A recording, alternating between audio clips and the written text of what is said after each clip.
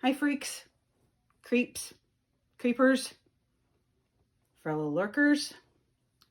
Welcome back to the Haunted Pineapple, or welcome to the Haunted Pineapple.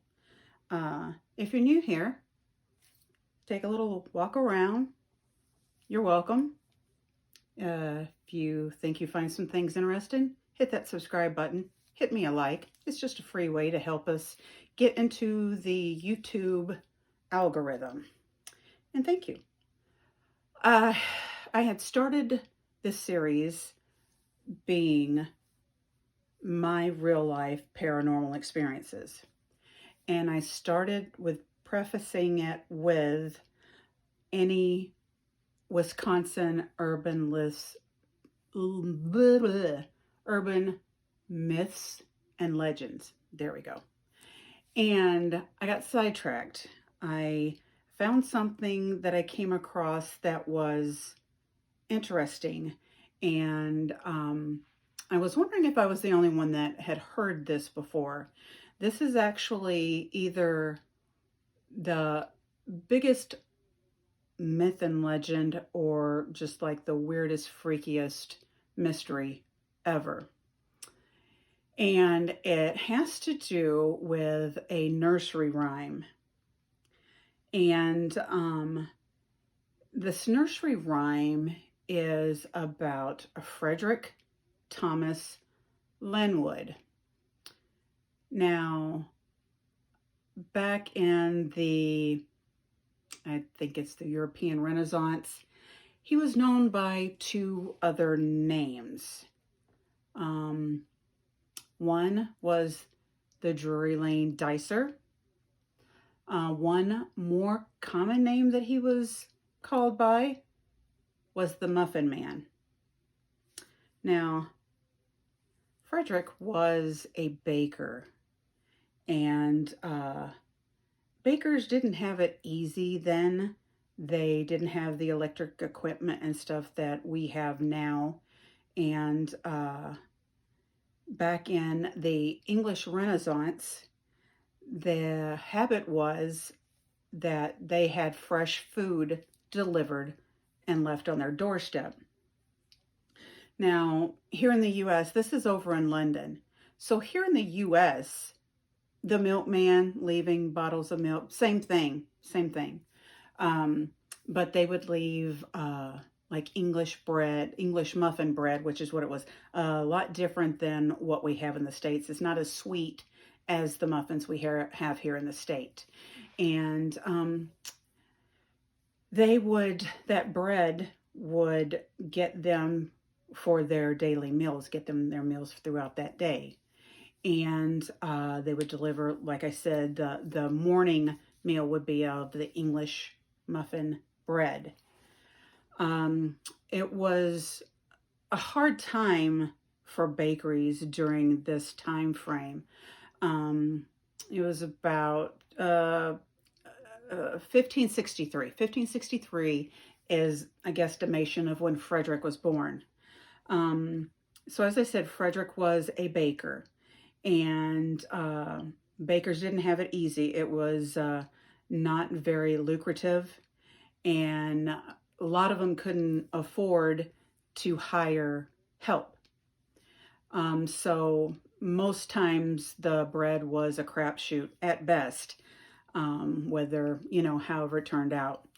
A lot of the bakers would be so strapped and have so many orders that they ended up using their feet as to knead the dough, to get the dough ready for the next day or for whatever orders they had.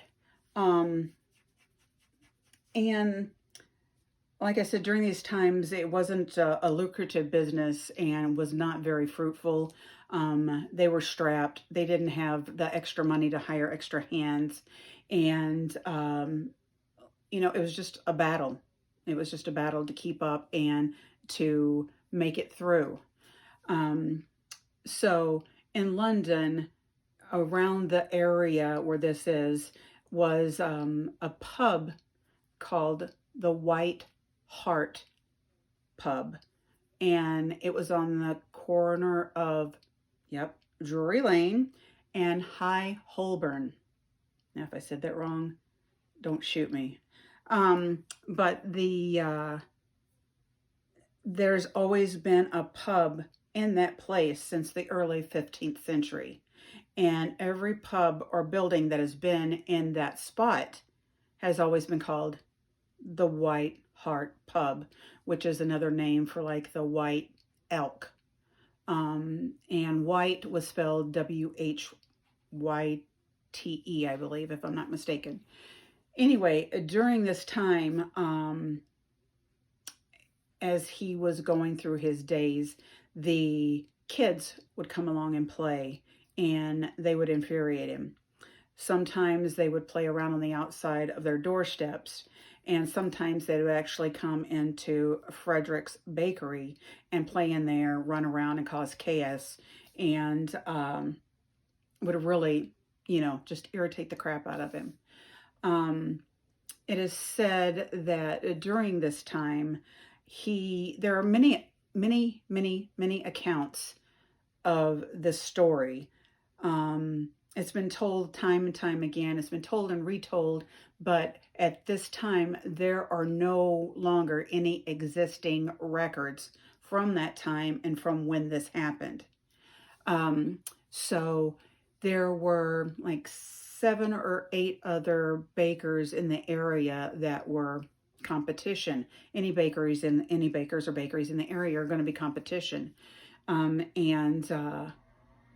the bakers, some of them started coming up missing. And children started coming up missing. The muffin man would tie string around muffins and lure the kids away. And the kids, thinking it's a game, would go after the muffin. And, and once they got around, it's reported that he knocked them out first with a wooden spoon. Okay, now I'm thinking this has to be a really, really huge wooden spoon, or drastically played upon with words. So anyway, it's reported, or it's been told, that he would knock them out, I'm going to say with whatever, or a rolling pin. There you go, rolling pin. But it's reported it's a wooden spoon, so we'll go with that. And he would knock them out, take them around somewhere in the bakery and hide them. He would torture them in horrendous ways, and eventually he would kill them. It's said that Frederick, aka the Muffin Man, killed 15 children during this time frame. It is also said that he killed 7-ish other bakers with the sharpened end of a wooden spoon. And he would also, when he would go and deliver the daily meal and the daily bread and such, he would also, lure children away from their homes with the muffin or muffin bread tied around and drug so that the children would follow. So obviously he hated children, and tried to get rid of the competition. And it's said that this is where the nursery rhyme came from, was from other children having known it happened, was warning other children about the Muffin Man. Now, again, back at the beginning, I said it was on the corner of Drury Lane and Holborn. Yeah, that's where that whole thing came in. The Drury Lane dicer, aka Muffin Man, because he was a baker. So the children are supposedly to have come up with a nursery rhyme to warn other children not to go in the bakery and not to go inside the bakery and not to follow anything. The Muffin Man. Do you know the Muffin Man? The one that lives on Drury Lane. So that intrigued me, and it made me want to delve in more and find out more information about that. But it's supposedly, of course, there's no records, but like I've said before, there's always a little bit of truth into every little myth, legend, or what have you. But I found that interesting, and I don't know if I want to peruse more nursery rhymes to see what hidden meanings or whatever is behind it. I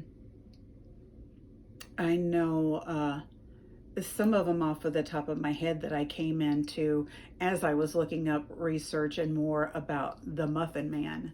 I thought it was very, very wild and trippy, because you sing it to your kids sing it, and until now it's like I had no idea. Okay, so that's the story of the Muffin Man. Yeah, so that was kind of a trip for me. So I hope you all are doing well. I have another part of my story to tell of the lady in white. I think last time we talked about George that I had married and how he was abusive. And again, I'm going to reiterate, if you are with someone who is abusive to you, mentally, physically, or otherwise, there is help. You can get out. Again, I've said it, men, women, if you're a child and you are being abused, ask for help. Ask for help. Life's too short, and nobody has a right to lay hands on you for any reason. Which leads into my story, and it may have triggers, so you've been warned. So we'll go back to my marriage to George. It came a point to where the last, in part two, we were living in a boarding house that had been turned into apartments, renting room. I think it was still, you could say, probably still a boarding house. Maybe it was for school or whatever. I don't remember. It was an older building to begin with, and this has been 35 years or more, probably more. And the last that I spoke, that we were leaving our apartment, and the lady in white was standing in the window of the bedroom / living room watching us leave. And every little hair on my body was standing up. And of course, George, and I'm only calling him George to not protect the innocent, so to speak, is George. So anyway, he continually played the mind games and stuff like that with me. Oh, she wants to, take me away from you, blah, blah. And so this went on for a while. The last time we were walking down the street, we were going to town. It was just a little town, and we were walking, basically just to walk through town to get out of the apartment. Time goes on, and we move to a town in Tennessee. And it was the same thing pretty much, same thing every day. Only thing changed was the location. And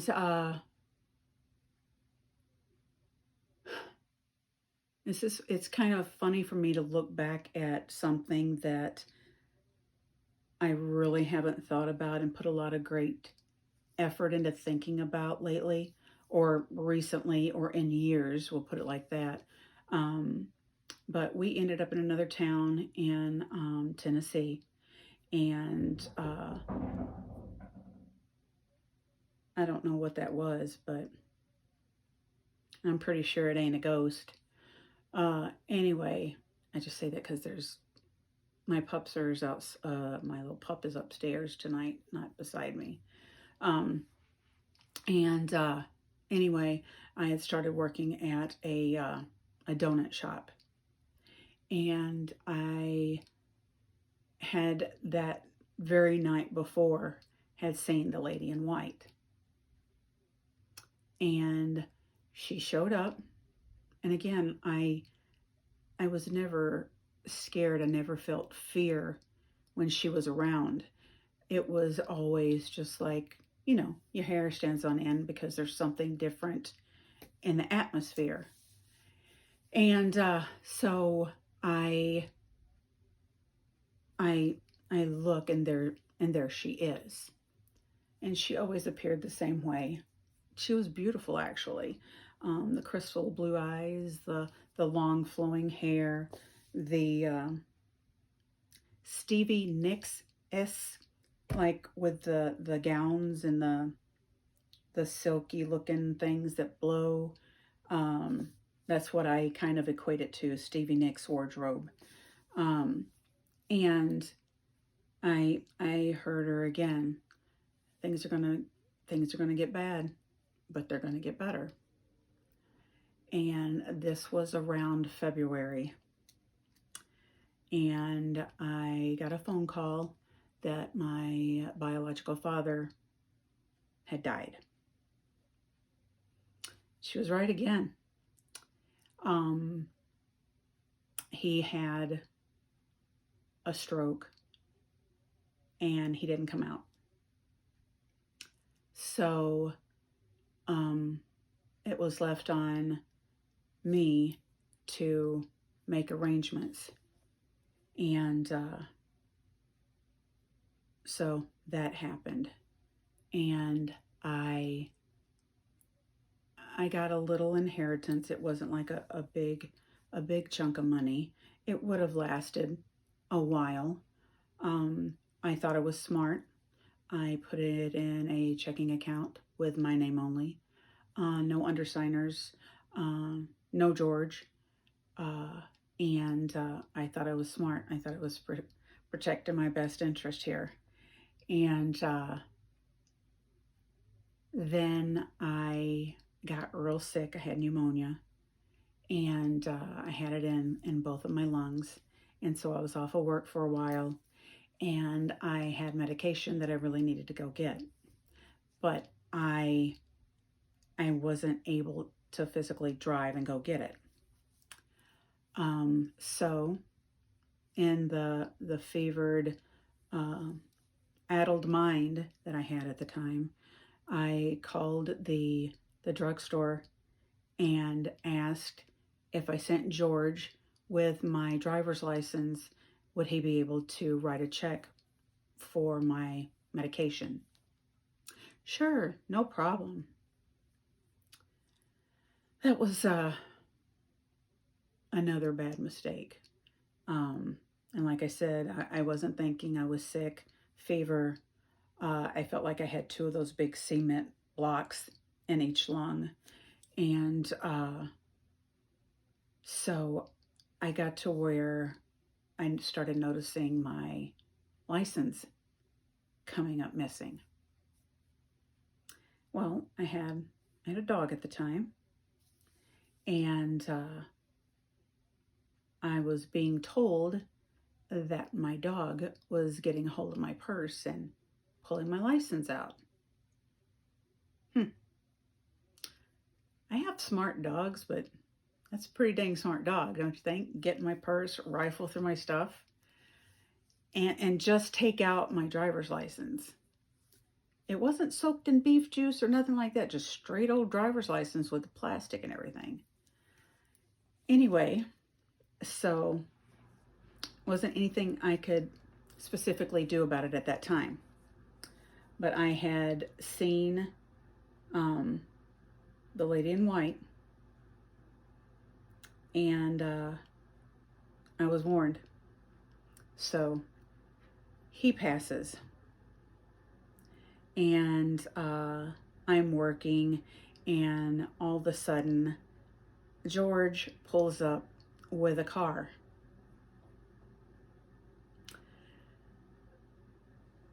I was surprised. I didn't know we were talking about buying cars, but apparently we were. He had forged papers, so it was our car. And it was getting about to the time where I really was in a corner. Okay, lady in white, how much more bad am I going to get before it gets better, right? So I started divorce proceedings, and one of George's friends, I'm going to call him Paul. I really don't remember his name, honestly. It could be Paul. I'm just saying. Paul's mom shows up at my apartment, and she asked me how I was doing and everything, and just a little small talk. And she said, so you're getting ready to divorce George? And I said, yes. I said, I've had my forehead busted open. I've had my nose broken. I've pretty much been pushed to the limits. So far that there was almost a burning bed part 2. Honestly. But at that time, Mama Paul, for lack of a better name to call her, asked me if I needed anybody to go to the court with me or for me. And I said, well, it wouldn't hurt. Why? And she said, well, the reason I was asking and checking on you is Paul and George were sitting out on the front porch of the house.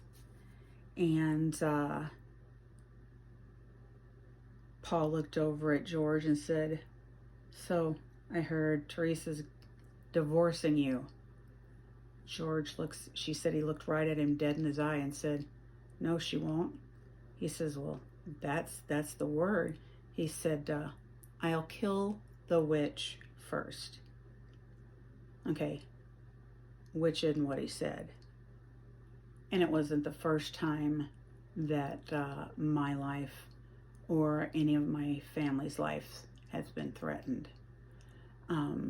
So I basically just started packing, making plans, and we left. We left.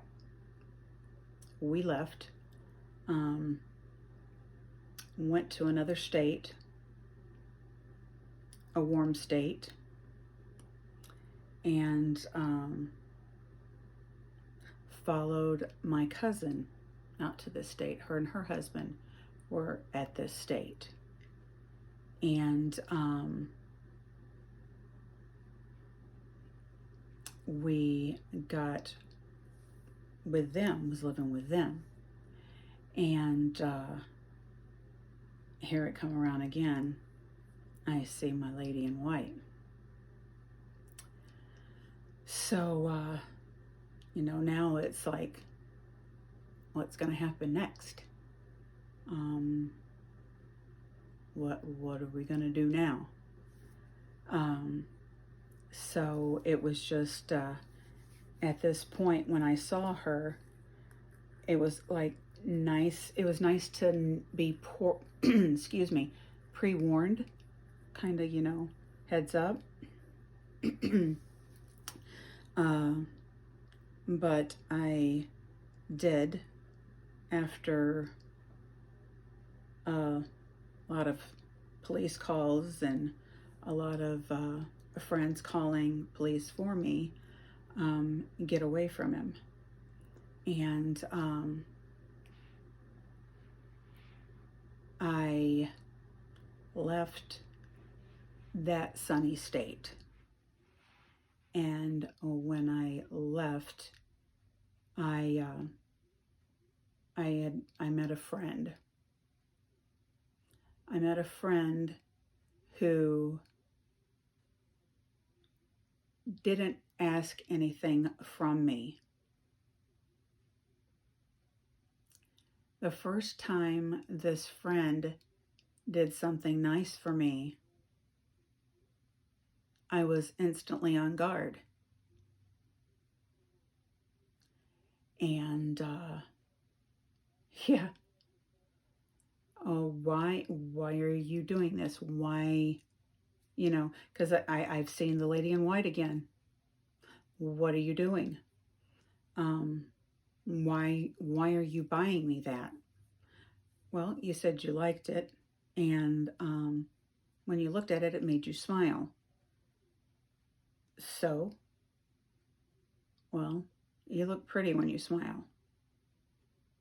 And of course, in my head, I'm like, who hasn't heard that line before?